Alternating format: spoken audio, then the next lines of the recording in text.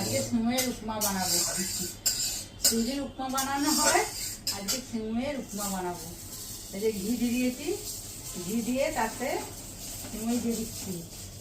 সিমটাকে ভাত ভেজে নেবো, ভেজে নিয়ে হালকা সেদ্ধ করে নেবো।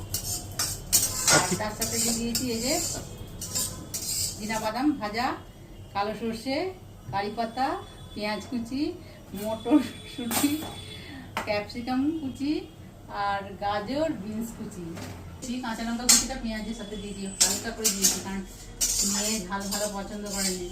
জলটা ফুটে গেছে আর এতে আমি নুন দিয়ে দিলাম। এবার এটাকে ভালো করে একটু সেদ্ধ করে নেব। তেল গরম হয়ে গেছে, এবার এক এক করে সব দিয়ে দেবো। প্রথমে আমি সর্ষেটা দিয়ে দিলাম, কারি পাতা, জল থেকে গেছে তো কারি পাতাটা একটু হালকা ভাজা হয়ে গেলে পেঁয়াজটা দেবো। পেঁয়াজটা বাসটা খুব সুন্দর। আর এই যে পেঁয়াজ আর কাঁচা লঙ্কা কুচি, পেঁয়াজটা হালকা হালকা ভাজা হয়ে গেছে। এবার আমি গাজর আর বিনসটা দিই, ওই সঙ্গে সবজিটা খেয়ে নেবো। আর এমনি সবজি আর কি খাওয়াতে পারবো না।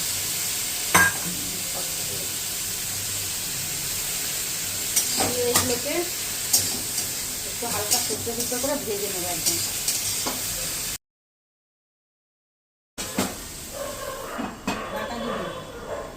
হালকা ভাজা ভাজা হয়ে গেছে, এবার সামান্য একটু নুন দিচ্ছি, মানে পরিমাণ মতো আর কি।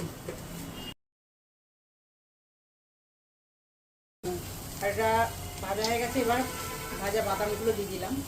এই সবজিগুলো যা ভাজা হয়ে গেছে, বাদামগুলো দিয়ে দিলাম, দিয়ে একটু নেড়ে আর সিমইগুলো দিয়ে দেবো।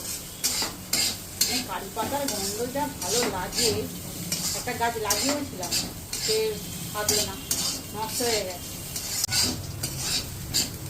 এবার বয়েল করা সিমইগুলো দিয়ে দেবো।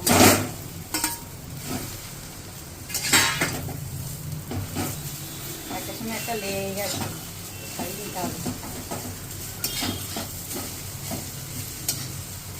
একটুক্ষণ করে নাড়াচাড়া করে দিলেই ছেড়ে যাবে, তখন ছাড়িয়ে রাখলেই হচ্ছে।